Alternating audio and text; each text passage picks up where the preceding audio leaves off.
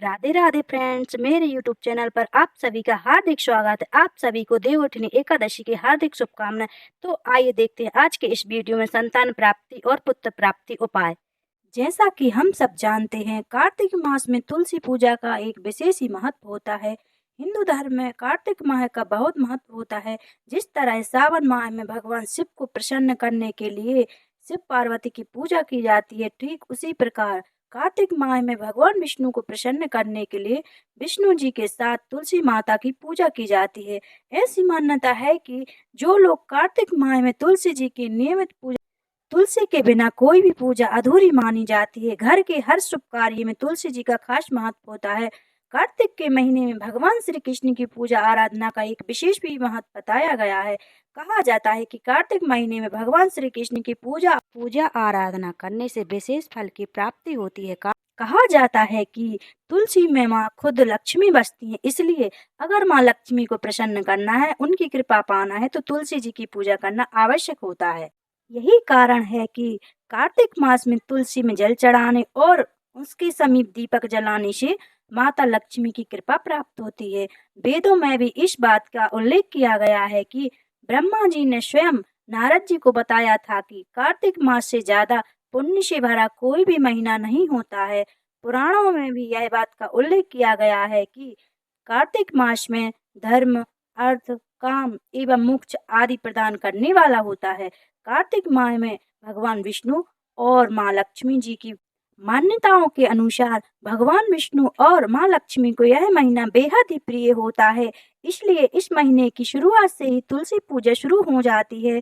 कार्तिक महीने में तुलसी पूजन करना विशेष तौर पर फलदायी माना जाता है। संतान को लेकर, पुत्र प्राप्ति को लेकर जो भी महिलाएं परेशान हो गई, उनको 5 साल 10 साल हो गए, अभी तक संतान प्राप्ति नहीं हुई है, पुत्र प्राप्ति नहीं हुई है, तो आप एकादशी के दिन, देवउठनी एकादशी के दिन ये सरल से उपाय अवश्य करें। मैं आपको इस वीडियो में 2 सरल से उपाय बताऊंगी, जिसको करने से आपकी सूनी गोद है वो जल्द भर जाएगी। इस उपाय को करने से आपको 3 महीने के अंदर ही गर्भ धारण हो जाएगा और आपको इन उपाय को करने से सुंदर और तेजस्वी संतान और पुत्र की प्राप्ति होगी। साथ ही साथ जिन महिलाओं को पुत्र प्राप्ति की कामना है, जिनके पास पहले से बेटियां हैं और अभी तक पुत्र नहीं हुआ है, तो उनके लिए यह उपाय विशेष रूप से करना चाहिए, ताकि उन बेटियों को भाई मिल जाए और उनकी वंश वृद्धि के लिए पुत्र की प्राप्ति हो जाए। क्योंकि शास्त्रों में भी बताया गया है कि पुत्र के बिना पिता को मोक्ष की प्राप्ति नहीं होती है। साथ ही साथ पुत्र का होना भी उतना ही जरूरी होता है कि जितना लड़कियों का होना जरूरी होता है। साथ ही साथ आपके यहाँ पहले से ही बेटियां जन्म ले चुकी हैं और आप चाहती हैं कि आपको पुत्र की प्राप्ति हो, तो आप देव उठनी एकादशी के दिन ये उपाय अवश्य करें। देव उठनी एकादशी के ये उपाय बिल्कुल ही सरल है, आपको इनको घर पर ही रहकर करना है। इन उपाय को करने से आपको 100% ही फल मिलता है, तो आप इन उपाय को जरूर करें। किस तरह से आपको ये उपाय करना है? संतान प्राप्ति, इस उपाय में आपको कौन कौन सी चीजों की जरूरत पड़ेगी, कौन कौन से आपको नियम अपनाना है, वो सारी जानकारी इस वीडियो में आपको मिल जाएगी। वीडियो शुरू करने से पहले हमेशा की तरह आपसे निवेदन है कि यदि आपने हमारा चैनल अभी तक सब्सक्राइब नहीं किया है, तो चैनल को सब्सक्राइब कर लें। यदि आपको यह वीडियो पसंद आए तो वीडियो को लाइक करिए और कमेंट बॉक्स में जय माँ तुलसी जरूर लिखिए। माता तुलसी आपकी सारी मनोकामना अवश्य पूर्ण करेंगे। अब आपको बता दें, जो देव उठनी एकादशी है वो इस बार 12 नवंबर को होगी और इसकी शुरुआत 11 नवंबर से हो जाएगी, यानी 11 नवंबर रात्रि में 8:04 से हो जाएगी और यानी इसका जो समापन है वह 12 नवंबर दोपहर 4:04 पर हो जाएगा। उदय तिथि के अनुसार जो देव उठनी का व्रत किया जाएगा, पूजा पाठ किया जाएगा, वो 12 नवंबर को किया जाएगा। देव उठनी एकादशी का तुलसी विवाह का एक विशेष ही महत्व होता है। तुलसी माता जो कि वृंदा का स्वरूप है, इनका विवाह शालिग्राम रूप में विष्णु भगवान से संपन्न कराया जाता है एकादशी के दिन। यदि आप देव उठनी एकादशी के दिन तुलसी विवाह संपन्न कराती हैं, तो आपकी जो मनोकामना है, पुत्र प्राप्ति, संतान प्राप्ति, वंश वृद्धि, जो भी आपकी मनोकामना है वो सारी पूर्ण हो जाती है। तो देखिए, देव उठनी एकादशी से लेकर पूर्णिमा तक आप किसी भी दिन तुलसी माता का विवाह संपन्न करा सकती हैं। देव उठनी एकादशी के दिन आप इस विवाह को सुबह भी संपन्न करा सकती हैं, शाम के समय भी संपन्न करा सकती हैं। आप तुलसी विवाह कीजिए, उनकी पूजा अर्चना कीजिए, उनकी आरती कीजिए, उनका विवाह संपन्न कीजिए। और कुछ सरल से उपाय हैं जो आपको करना है इस दिन, देव उठनी एकादशी के दिन। आपको पुत्र प्राप्ति के लिए, संतान प्राप्ति के लिए ये उपाय आप करेंगे तो आप अवश्य ही संतान प्राप्ति के योग्य बनेंगे। तो देव उठनी एकादशी के दिन यदि आप पति पत्नी दोनों मिलकर इस उपाय को करते हैं, तो और भी जल्दी संतान की प्राप्ति होती है। आप दोनों दंपति, पति पत्नी मिलकर इस उपाय को करेंगे तो आपको शीघ्र ही पुत्र की प्राप्ति होगी। यदि किसी कारणवश आपके पति घर से बाहर गए हुए, किसी काम पर गई हुई हैं, तो आप इस उपाय को अकेले भी कर सकती हैं घर पर। तो आपको क्या करना है, देव उठनी एकादशी के दिन सुबह जल्दी उठकर नहा धोकर तैयार हो जाना है, क्योंकि देव उठनी एकादशी का दिन बहुत ही शुभ माना जाता है। इस दिन कई ऐसे शुभ योग बन रहे हैं कि आप इस दिन उपाय करेंगे तो आपको 100% उसका फल प्राप्त होगा। यदि आपके पास भगवान विष्णु की प्रतिमा है, मूर्ति है, यदि नहीं है तो लड्डू गोपाल हो, यदि आपके पास शालिग्राम हो, किसी के भी साथ आप इस दिन तुलसी माता का विवाह अवश्य संपन्न कराएं। तुलसी मैया के गमले को रख दिया है। आपको यहाँ स्वास्तिक जरूर बनाना है, क्योंकि हर शुभ कार्य में स्वास्तिक बनाया जाता है। तो देखिए, अब हम एक चौकी या पटाला लेंगे और उसको यहाँ रख लेंगे, और अब तुलसी माता को लाल रंग की चुनरी उड़ाएंगे। किसी भी विवाह या शुभ कार्य में लाल रंग बहुत ही जरूरी होता है, और विवाह में तो लाल रंग सबसे पहले ही उड़ाया जाता है। तो अब माता को लाल रंग की चुनरी समर्पित कर देंगे। तो देखिए, चौकी पर अब पीला वस्त्र बिछा देंगे। भगवान विष्णु और भगवान शालिग्राम का पीला रंग बहुत ही पसंदीदा रंग है, इसलिए चौकी पर आप पीला वस्त्र ही बिछाएं।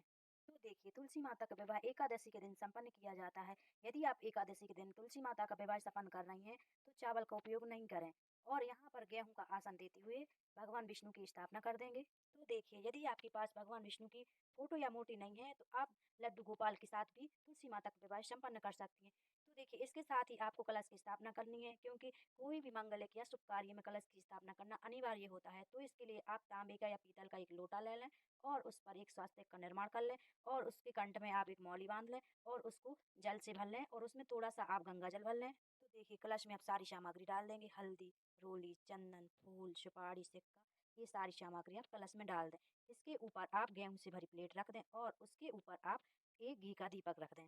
तो देखिए, यहाँ पर कलश देवता की स्थापना हो गई है। अब प्रथम पूजनीय गणेश जी की यहाँ स्थापना कर लेंगे। तो यहाँ गेहूं का आसन देते हुए गणपति जी की स्थापना कर लेंगे। यदि आपके पास गणपति हैं तो आप उनको रख लें, यदि नहीं है तो आप गणेश जी के स्वरूप में आप सुपारी की स्थापना कर सकते हैं। तो देखिए, अब हम यहाँ शालिग्राम भगवान की भी स्थापना कर लेंगे। आप तुलसी माता के गमले में उनकी स्थापना कर लें। तो देखिए, गंगा जल और फूल की सहायता से स्नान की भावना लेते हुए सभी को छींटा दे दें, स्नान करवा दें। भगवान गणपति जी, लड्डू गोपाल, भगवान विष्णु, कलश देवता और माता तुलसी, शालिग्राम सभी के लिए स्नान करवा दें। तो देखिए, अब गणपति जी को रोली चंदन से तिलक कर देंगे, और गणपति जी के साथ ही हम सभी देवी देवताओं को तिलक कर लेंगे। तुलसी जी को चंदन, रोली, सिंदूर से तिलक कर देंगे, शालिग्राम जी को कर देंगे, कलश देवता को कर देंगे, और भगवान विष्णु का भी तिलक कर लेंगे, और लड्डू गोपाल जी का भी तिलक कर लेंगे, सबका तिलक कर लेंगे। तो देखिए, अब भगवान गणेश जी को जनेऊ समर्पित कर दें, और उनके लिए फूल समर्पित कर देंगे, और इसके साथ ही तो देखिए, आप सीधे हाथ में पुष्प लेकर और गेहूं लेकर सभी देवी देवताओं का आवाहन करेंगे।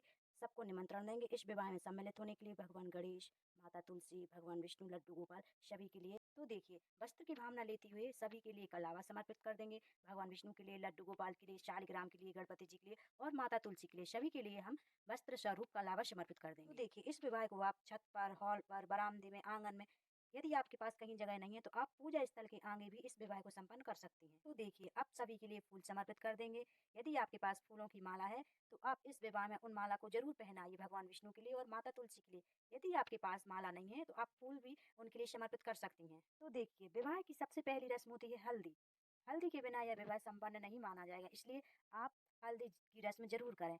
आप 7 बार भगवान विष्णु को हल्दी समर्पित करें, और 7 ही बार आप तुलसी माता को हल्दी लगाएं। इसके साथ ही आप लड्डू गोपाल को भी हल्दी लगाएं, और आप शालिग्राम को भी हल्दी लगाएं। आप सबको हल्दी समर्पित करें, क्योंकि हल्दी के बिना विवाह संपन्न नहीं होता। तो आप हल्दी की रस्म जरूर करें। देखिए, भगवान विष्णु को हल्दी लगाने के बाद वही हल्दी हम माता तुलसी को लगा देंगे।